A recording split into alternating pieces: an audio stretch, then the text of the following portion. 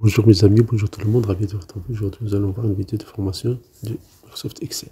Tableau quotidien. Tout d'abord, merci de vous abonner à cette chaîne, merci d'activer la cloche de notification pour ne rater aucune vidéo. Nous avons ici des nombres, ici des dates et des montants.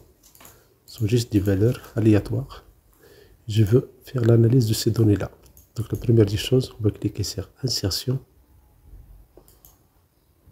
Et dans Insertion, on va cliquer sur Tableau croisé dynamique. Je vais vérifier est-ce que toute la table est prise. OK. Et je peux changer le format ici. Mais je vais choisir ça. Et comme ça, vous allez voir les étapes de création de tableau croisé dynamique. Donc je prends période. Je vais la mettre dans l'étiquette des colonnes. Vous voyez le résultat. Si je ne veux pas ça, je clique et je glisse. Je vais mettre dans l'étiquette des lignes. J'ai l'étiquette des lignes ici. Et puis je vais mettre ici montant dans le champ des valeurs. Et voilà ici, champ des valeurs et l'étiquette des montants. Ça c'est par mois. Mais pour bien visualiser ça, on peut faire une méthode pour grouper par date ou bien par trimestre. Je fais un clic droit, je vais faire grouper.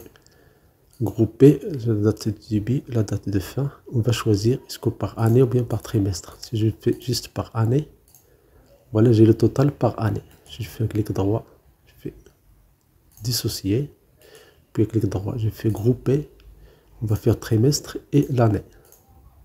Trimestre et l'année, on va faire OK. Et voilà ici par trimestre.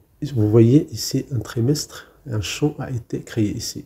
Les années, on a ici les trimestres. Je peux déplacer ici trimestre et je vais le mettre dans les colonnes. Et vous voyez ici le résultat. Je ferme cette partie-là. Encore pour changer ça, je fais un clic droit. Je fais sur création. Et dans création, je vais choisir ici disposition forme tabulaire. Et voilà, vous voyez, je peux changer la taille de cette colonne-là.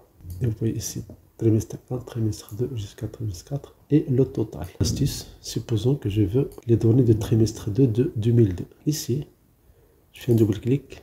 Immédiatement, voici les données voulues. Je peux changer ici la taille pour les écritures, la somme et la période. Pour la période trimestre 1, voici le total ici en bas. Voilà, j'ai le total par année. Ça permet de gagner du temps. Si je veux changer le format des nombres, je fais un clic droit et je vais choisir le format des nombres. Je prends le format des nombres et je vais choisir le format monétaire. Je vais choisir la devise. Et je fais OK. Donc voici les formats monétaire avec les trimestres. Maintenant, supposons que je veux avoir la moyenne par trimestre. Donc, je fais un clic droit. Je vais cliquer sur synthétiser les valeurs par, je fais la moyenne.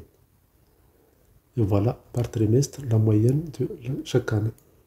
Maintenant, supposons que je veux ces valeurs-là. Je veux créer des courbes pour ces valeurs-là. Donc, on peut faire ça. On peut faire égal. Je vais faire égal. Je prends le... Je vais faire égal F5.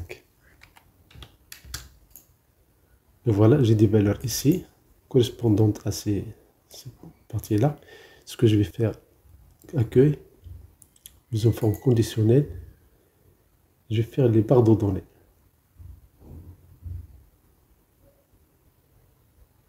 On peut faire une fonction qui s'appellerait répéter. Donc, je vais faire Alt 219, point virgule.